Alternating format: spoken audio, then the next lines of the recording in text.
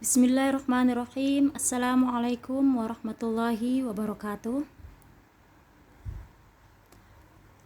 Berjumpa lagi pada mata kuliah biologi umum, yaitu pada materi pembelahan sel yang spesifiknya ialah pada mitosis. Oleh saya sendiri, Najah Solah MPD, dari Tadris IPA Biologi FTK UIN Mataram. Mengenai pembelahan sel. Pembelahan sel itu memiliki 3 alasan. Yang pertama ialah untuk pertumbuhan, yang kedua untuk perbaikan, dan yang ketiga adalah untuk reproduksi.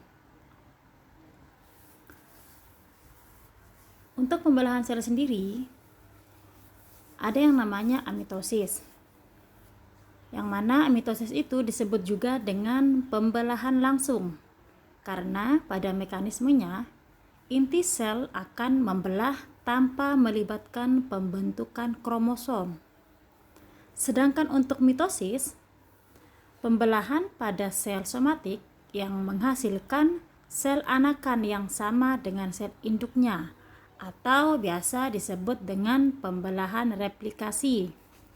Nah, pembelahan sel somatis ini dia akan menghasilkan 2 anak sel yang mengandung jumlah kromosom atau materi hereditasnya itu sama atau identik. Sedangkan meiosis, yang mana pembelahan reduksi yang memisahkan kromosom-kromosom yang homolog, terjadi pada proses gametogenesis. Nah, untuk sitokinesis itu sendiri merupakan proses pembelahan sel, di mana sitoplasma induk membelah menjadi 2 untuk membentuk 2 sel anak. Dan sitokinesis ini terjadi bersama 2 jenis pembelahan sel, yaitu pada mitosis dan meiosis. Sitokinesis ini terjadi pada tahap akhir mitosis. Akan tetapi yang akan kita bahas ini ialah tentang mitosis, yang mana tujuan daripada mitosis itu ialah untuk mengganti sel-sel yang rusak atau regenerasi.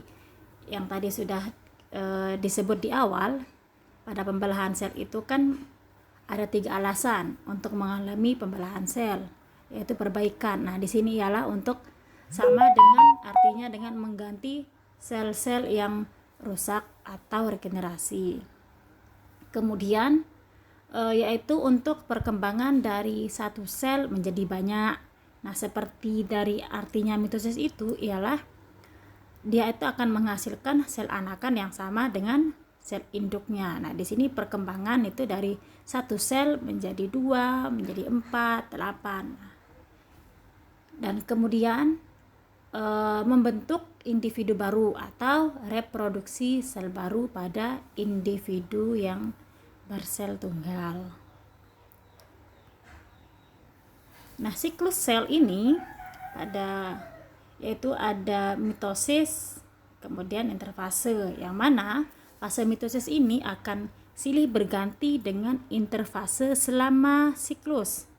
Nah, fase mitosis ini ada 5 tahap karena termasuk daripada interfase. Yang pertama ada interfase, kemudian ada profase, ketiga metafase, anafase, dan terakhir adalah telofase. Nah, pada interfase itu yang biasa kita sebut dengan fase persiapan. Interfase ini ada 3 tahap. Yang pertama yaitu ada G1 atau gap 1. G1 ini yang kita sebut dengan proses persiapan, yang mana penambahan sitoplasma, pembentukan organel, sehingga nanti gen-gen yang aktif itu akan berekspresi. Kemudian setelah G1 akan terjadi sintesis, yang mana sintesis DNA supaya apa? Supaya pembelahannya sama persis dengan induknya. Kemudian fase sintesis DNA ini yaitu akan bereplikasi menjadi kromosom. Kromosom ini menjadi 2 kromatid. Kemudian dari G1 sintesis dan terakhir adalah G2 atau gap 2, yang mana pada setelah fase sintesis akan terjadi aktivitas gen-gen untuk mengontrol pembentukan protein atau enzim untuk keperluan mitosis. Dan organel-organel yang belum dibentuk selama di G1 itu, maka dia itu akan terbentuk di G2 atau gap 2 ini. Nah, setelah daripada interfase ini maka akan terjadi yang namanya pembelahan mitosis. Nah, ini adalah gambar daripada siklus sel pada eukariot yang di mana ini ada fase dari interfase dan mitosis. Ini sama sebenarnya ini penjelasan dari yang awal tadi yang sudah saya jelaskan. Nah, ini adalah gambarnya.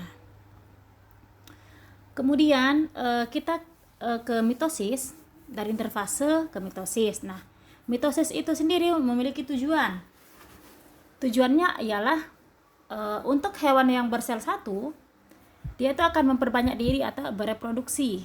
Sedangkan untuk hewan yang bersel banyak atau eukariot, untuk memperbanyak sel dan pertumbuhan. Karena kan sel itu kan ada dua jenis, ada yang prokariot dan eukariot. Nah, untuk yang prokariot itu untuk memperbanyak diri atau reproduksi, sedangkan untuk eukariot akan memperbanyak sel dan pertumbuhan. Nah, mitosis ini terjadi pada seluruh jaringan tubuh, baik jaringan somatik atau vegetatif maupun jaringan germinatif atau generatif. Kemudian untuk tahap pembelahan sel mitosis ini yaitu kita sebut dengan promat. Selain daripada interfase tadi, ini adalah tahap mitosis. Promat yaitu profase, metafase, anafase, dan telofase. Kemudian hasil dari mitosis ini ialah akan menghasilkan dua sel anakan yang memiliki jumlah kromosom seperti induknya, atau kita sebut dengan diploid. Nah, ini adalah gambar daripada tahapan mitosis. Tadi kan ada interfase. Nah, sudah dijelaskan. Kemudian ke profase. Setelah profase ada metafase, anafase, dan telofase.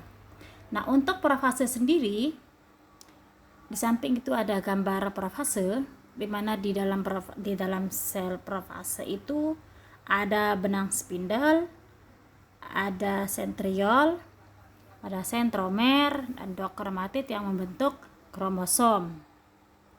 Di mana profase itu ialah benang-benang kromatin yang makin menjadi pendek sehingga menjadi tebal.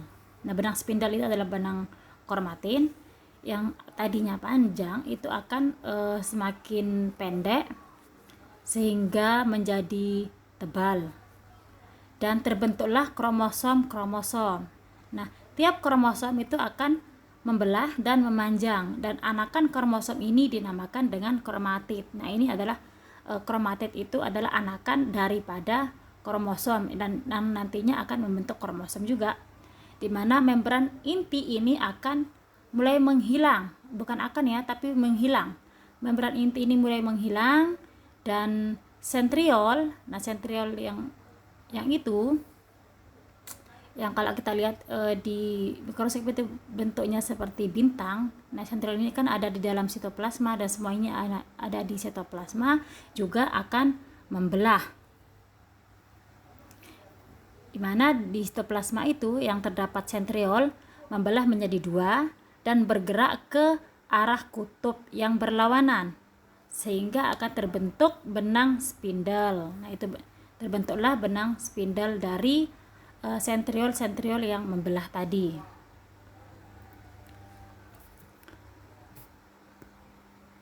Kemudian ke metafase. Metafase di mana pada kromosom-kromosom ini akan menempatkan diri di bidang ekuatorial atau di tengah daripada sel itu sendiri, mana gelendong telah lengkap dan semua kromosom yang melekat pada mikrotubul berada pada lempeng metafase. seperti yang kita lihat di gambar itu. Nah, kromosom itu kan berada di tengah, yaitu pada bidang ekuator sel, yaitu pada di tengah-tengah selnya.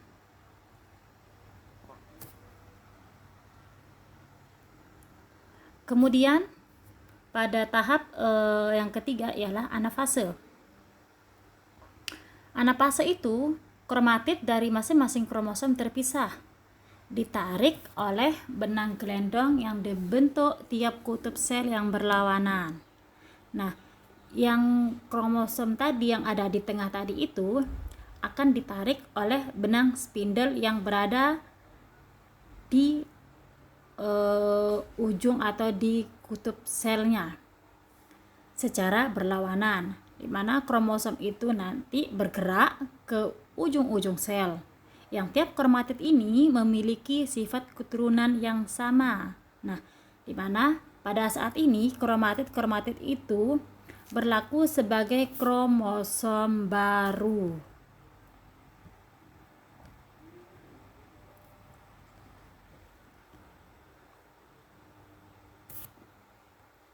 Kemudian untuk